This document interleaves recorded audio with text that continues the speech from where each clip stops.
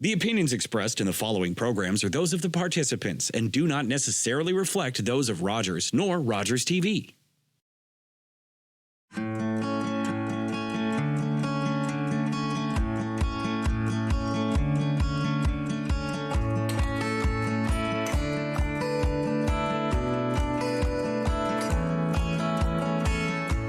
This is interesting. I'm here with an old friend and colleague, Joe Preston. He's the mayor of St. Thomas. And Joe, you and I, and along with some others in the region, would often travel to Ottawa together because we were MPs at the time and discuss regional issues, so on and so forth. And I know in Ottawa, you were kind of the person that could really work with other people. But I remember you being on a committee that had to do with Afghanistan, and that you had been put in charge of that because of that capacity you have of working with others. It was a very difficult file with a lot of redacted statements and things like that. You navigated all of that, and I always appreciated that. And I always appreciated that we could talk about the region. Ed Holder was also part of that near the end. And I think we could always talk about the region. I want to put that first. So I've always enjoyed that part of it with you. But I did wonder how you felt now about being mayor as opposed to an MP. Because I think you were an MP for what, 10 or 11 years? 11 and a half years, yeah. 11 and a half years, and I think you finished around 2015 or something like that. And now you're going for your second term of mayor, but you have had 4 years under your belt. Yes. For a second term. So you've got enough under your belt as mayor to let me know how you feel about being mayor as opposed to an MP. What are the differences, and do you have one that you like more than the other? Yeah, certainly being mayor is the best job ever, but I think I've almost said that about every job I had at the time.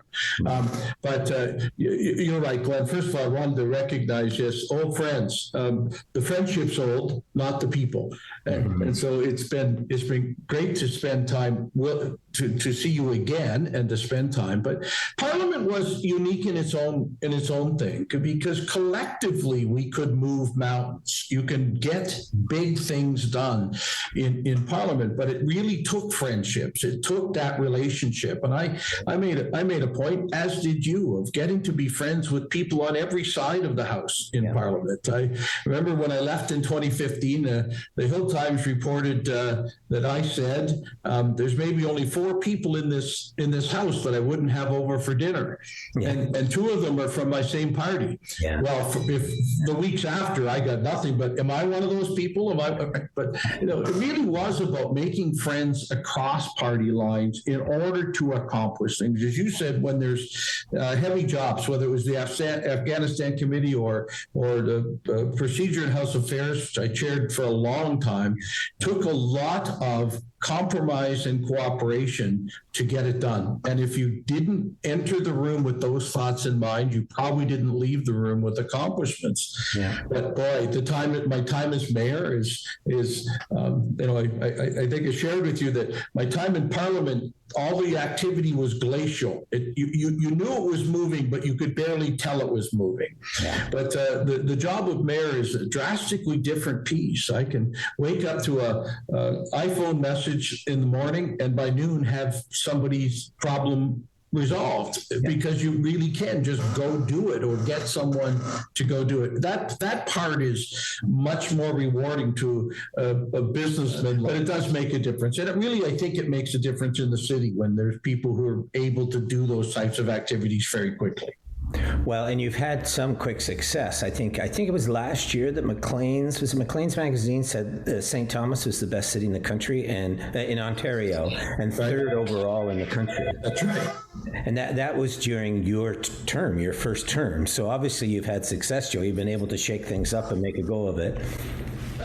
Look, it's no one person or one thing, but I've also had what not every other mayor has, is a council that is pulling oars in the same direction, that we decided housing was an issue and we needed to work on housing. And right from the beginning said, but what does that look like? How do we do it? And it's been very successful. There's other communities that are now looking to us. Have we solved it? No. But we've got the start to the solution that others can follow the start to the solution. So it is about having counsel that is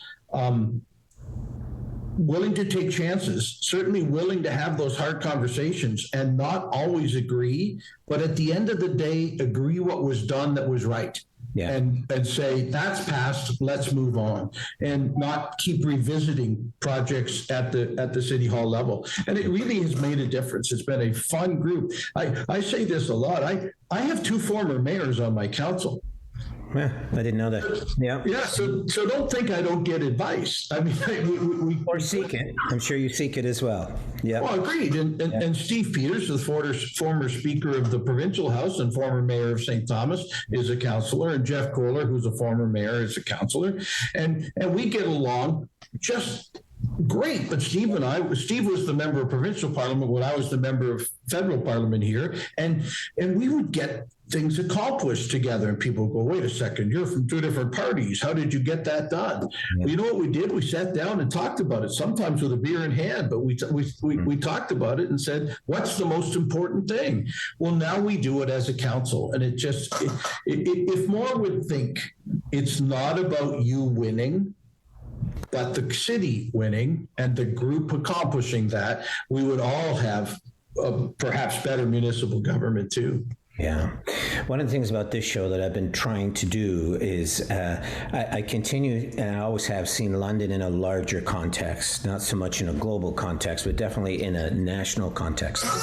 So I think it's helpful that a mayor or somebody like you or like Ed Holder in London or Mike Savage in Halifax, who are MPs, got that larger context. So you were right that things moved glacially.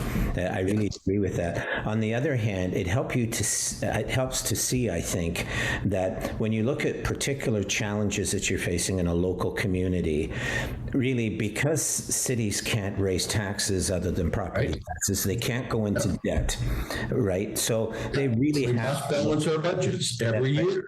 Yeah. And look to the senior levels for assistance as you open up new doors and also to cover old things, agreements that you've had for decades probably.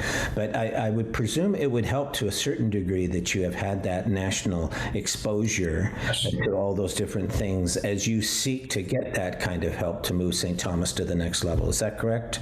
Well, clearly, Glenn, and you're right, whether it's with the federal government cooperation or the provincial government cooperation, perhaps a little bit more through the province because they're the master of municipalities, but knowing the people that are sitting in the chairs of the cabinet of Ontario makes a huge difference to the mayor of St. Thomas. I can pick up the phone and say, I know you didn't ask for this, but can you help me with this issue? Or whether it's a housing issue or a WSIB issue or whoever it might be, which minister we're calling.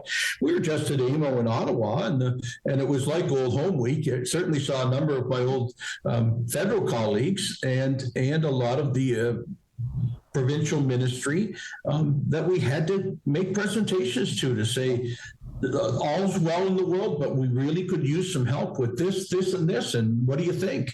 And the fact that we can use first names and shake hands and say hi to each other in the hallways makes a big difference from a mayor's point of view.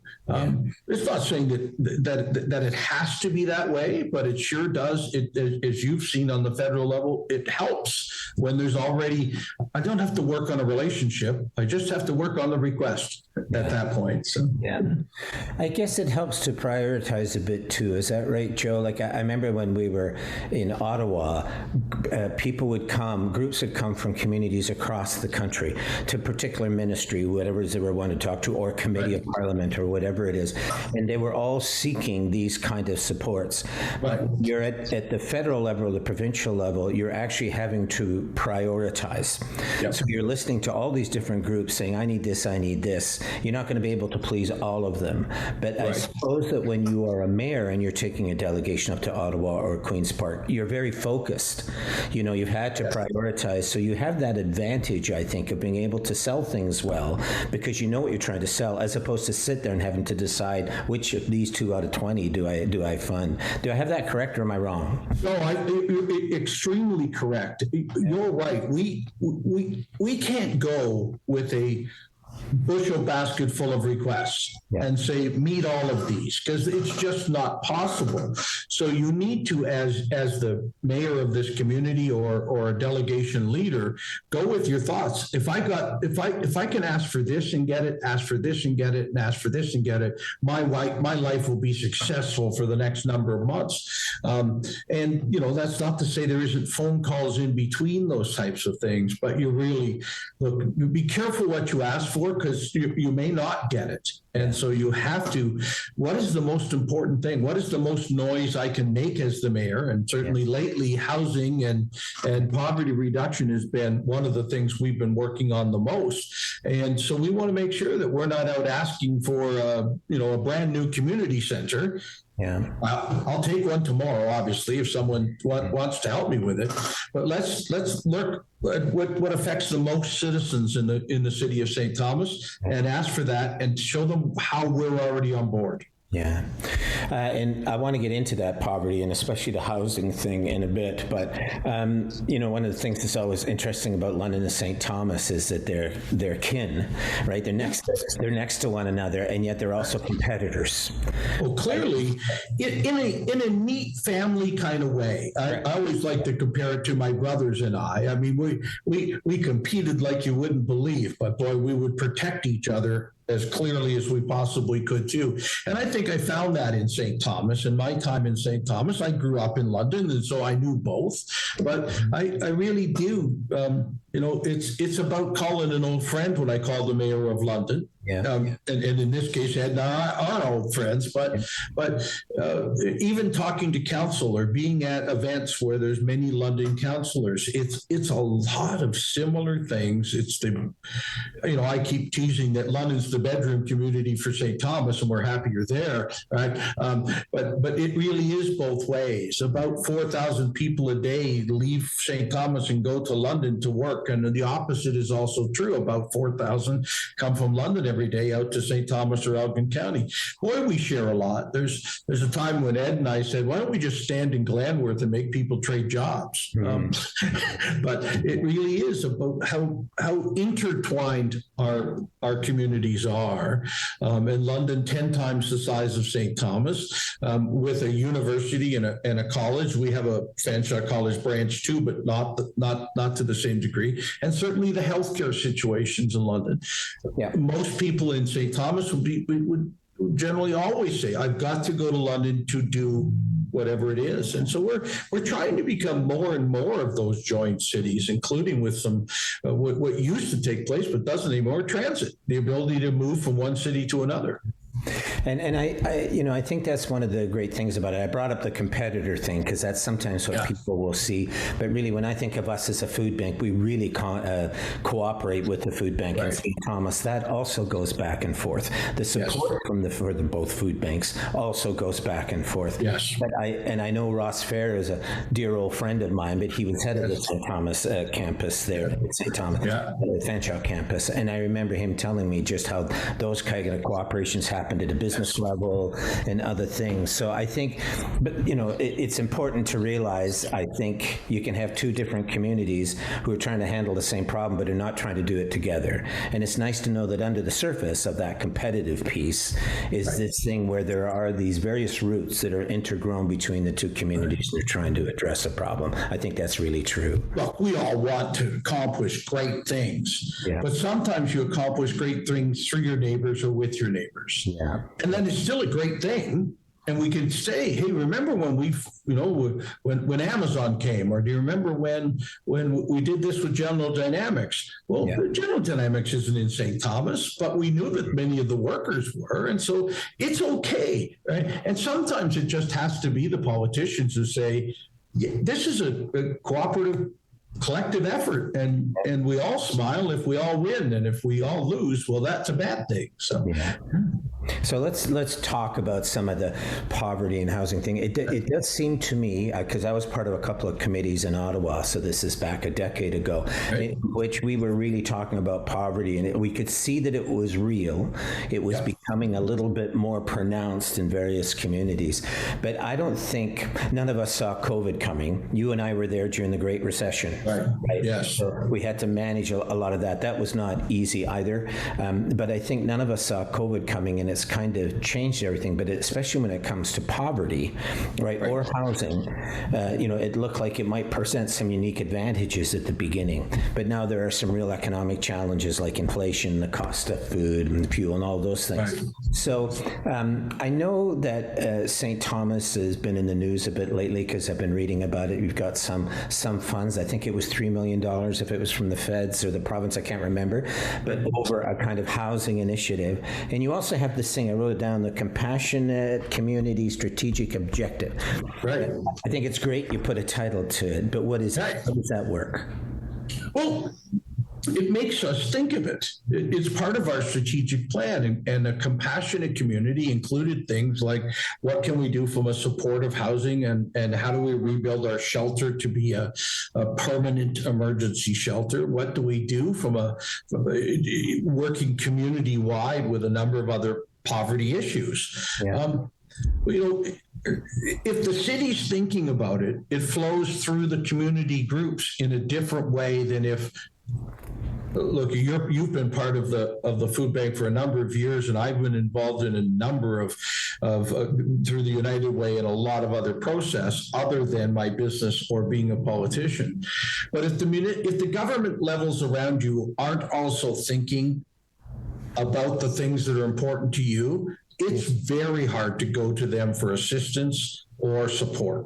Yeah. And now, if we can keep municipal governments thinking of poverty issues and housing issues, because we haven't solved them yet. We think we've created some great solutions along the way. And as you said, COVID jumped right in with both feet and made it a lot harder. Yeah. And we now have to kind of recover from that again to continue to move forward. We think we're on the right track from a supportive housing and social housing point of view, but it takes a long time to build larger buildings. And so although our plan looks aggressive and is going very well, it's not complete and truly won't be completed for another 3 or 4 years. Yeah. But our target is there, that we can handle the homeless we have, the people in need of housing that we have in that period of time, provided we don't change our mind and go off in another direction.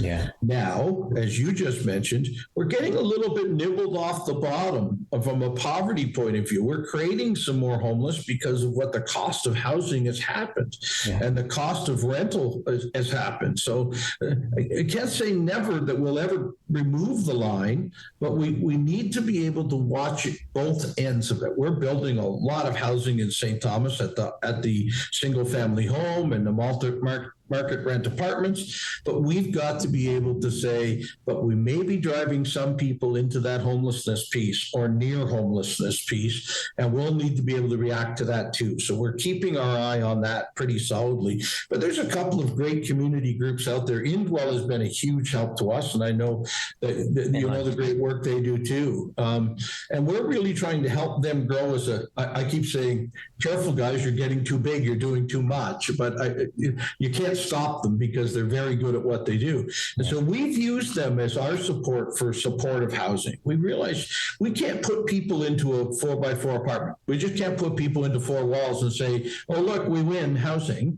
Yeah. We've got to be able to put specifically those that have had homelessness as part of their life into a supportive housing situation. So it comes with mental health supports or addiction support or healthcare supports. Well, I keep looking at the budget book behind me and go, there's no line item in the city of St. Thomas for healthcare.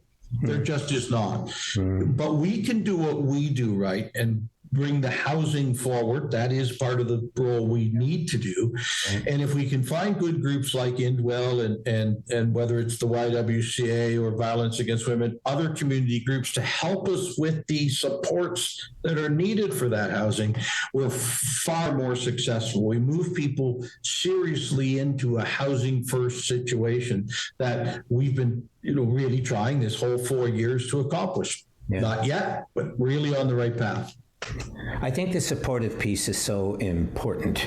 The United Way here, for instance, their harvest lunch is coming up as it is in St. Thomas a couple of days later. But they put a piece out to just the city in general, not just the city hall, but to the city in general, and said, look, when we think of the homeless thing and the housing problems, we have to think of frontline workers. Yes. Right? You can't just take a bunch of people that are homeless, shove them into a strip mall or something somewhere, and then just try to feed them and keep them warm in the winter.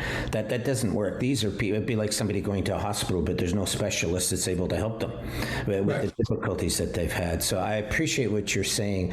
And I was reading through your compassionate community thing, and I think that's the thing I appreciated most about it was the emphasis that was placed upon these professional people that are in these places who can spot problems that are there and bring, radical sometimes, but also really affirmative solutions to those people. I appreciate that was in the document. Do you feel it's been a success? Yeah, we recognize that the weight of mental health and addiction problems on our communities is greater now than it was. Yeah. We can all argue the cause. We can all also argue a bit of the solution. My wife is what she calls a bipolar survivor. I live with mental health in our house each and every day, and that's really helped me a lot.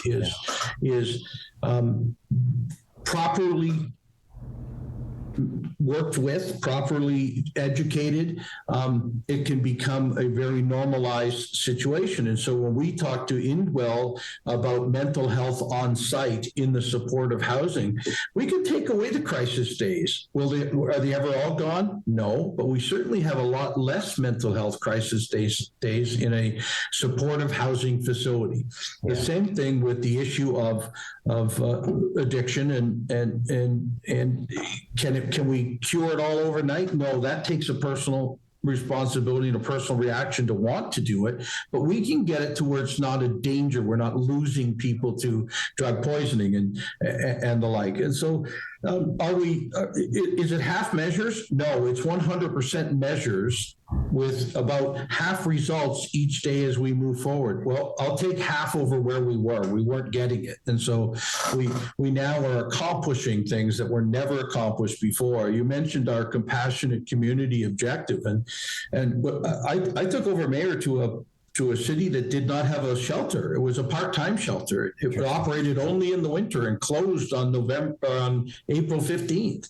My first April 15th, 2019, the shelter closed. And I'm sorry, that's not being a compassionate community. We have to have at least an emergency spot to be able to help people. And so since that day, we worked hard on building what is now our new emergency shelter with a lot more space, but also it's 24 hours a day, 7 days a week, 365 days a year. A compassionate community has to have that. Do I wish we did not have a shelter? Clearly, I'd love to turn that great new emergency shelter into permanent housing, and perhaps we can get there with enough supportive housing. Yeah. So, I'm on a few committees on the homeless file, and we do work with some folks from St. Thomas in that process. We share information back and forth, ideas, those kind of things. But I do think that St. Thomas seems to have something of a handle on it, like you're on a track. Right. That there's communities like London, I think, has had a bit more of a problem there, and there's probably a number of different reasons. But when winter came, for instance, and COVID came, and agencies had to close or cut their operations a lot. Right. We ended up with these winter shelters, and I think I thought I remember somebody in one of these committees saying that St. Thomas had about 100 homeless people. I know you can't do exactly. Our by names list was 99, and our homeless inventory was again the same 99. So we know that's where we stand. Yes. So in London, ours is, double that or more. But when it came to the winter time, we tried to pull everybody together. The food bank did the feeding programs, or funded the food, that kind of stuff. But what do you do in the winter? Like when COVID hit you 2 or 3 years ago there, how did you handle that aspect in the winter, the homeless folks? Well, two problems arose because of COVID. Obviously, we had to be able to expand space and size, not just numbers, because we had to distance people. And so that was quite a significant change to try and find what buildings in town could we use, what do we own. And so we used just about everything the city owned and then some, and are helping community members. But right now it's addressing that capacity. I ask it's the first week of September this week, and I keep asking all through August, what do our capacity numbers look like? Is that 100 still working for us? Will we get through till we have the opening of another supportive housing of 45 units? And you'll like this one. It's 45 supportive housing units and a fire hall. All in a building, because it was a city-owned building and it was going to have a spot for a fire hall. So we said, let's do all this. But those 45 beds don't open till April. So I'm saying, as the mayor, it's August, September. What's our capacity for the winter look like? I've had in the last couple of years, the ability to say, we can house everybody in town tonight if we need to. We can. We have the capacity. As I do, that not everybody will come in. I get it. There will still be people who won't come in. And they, Mayor, what are you doing? There's homeless on your street. And I said, we've created capacity for each and every one. Those that want to come today, we can do. And we have to make sure that we stay there through August, September, October, November, December, until we get these next 45 units that will open in April. Yeah. Joe, our time is almost up. The half an hour, it just flew there. But I did want to say that in speaking with Mike Savage, he talked about how this is the number one issue for all the big city mayors, the housing, the homeless piece. But he said it's interesting that in a lot of the cities, they see it as just one of the many problems that they have that they're trying to deal with. But he said there's the odd community in which they're laser focused on this, is if they don't deal with it now, it becomes a bigger problem. And it seems to me that, Joe, that you're one of those people. You came in with that desire in mind, and therefore I think you drew everything else kind of into alignment with that. Well, as you said, there's lots of other mental health, addictions, poverty. They're all part of this one. But if we can do housing first, it solves 10 or 15 other problems, including employment, including the reduction of poverty, if we can do these all right. So you're right. It's about grabbing the right one in the right way and moving forward that way. Yeah, that's what I think too. And I think you're a real example of that. And I've appreciated connecting with you again, Joe, on that file. I think that's great. And I know you got an election coming up, as all of them do in Ontario. We wish you well, but I thank you for the success that you have brought on this particular file, because we need communities that are focused on it. And I think from those communities, solutions will emerge. And that's starting to happen in St. Thomas. And I really thank you for that. Well, thank you for saying so. It is something we've been working exceptionally hard to move forward. I'd like the work not to stop. I'd like to do this next term of council as a way of somewhat finishing that 99-person name-by-names list we have. I don't think it ever does finish it, but I think it's you can see the horizon of where you can end up if you do the right things. Yeah, and I've learned this from you over the years. It has to be led by people who can really work with other people, put differences and other things aside. There's some communities where that does not happen, even amongst social agencies, right? That's true. Great. It's also true with politicians or business or whatever. But it seems to me if you've got somebody leading that at a governance level that's really good at drawing parties together, there's a real chance. And I think that's maybe a real part of the reason why you've had some success there. I really appreciate it. 2 steps forward, 1 step back, 2 steps forward, 1 step back. It's still progress, folks, and we can continue to do it that way. Yeah.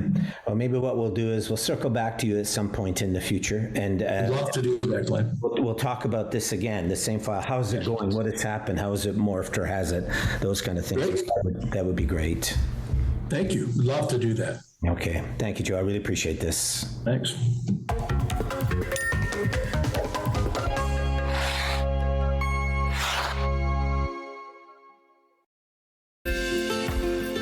the Rogers TV viewer response line.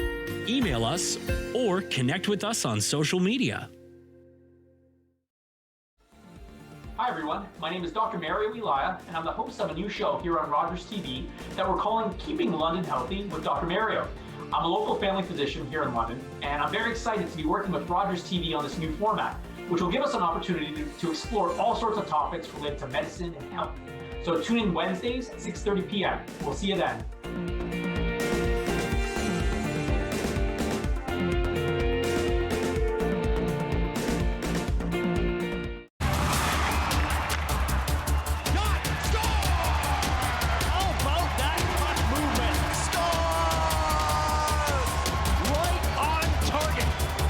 Night's action on Rogers TV.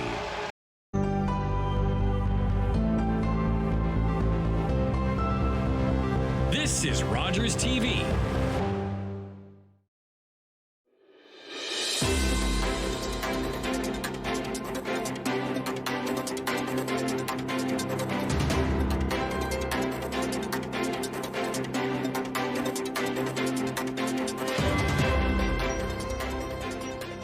Hello, our viewers. My name is Lucien Jeffrey. We are very happy to come back with the Entrepreneur Nation in the fall.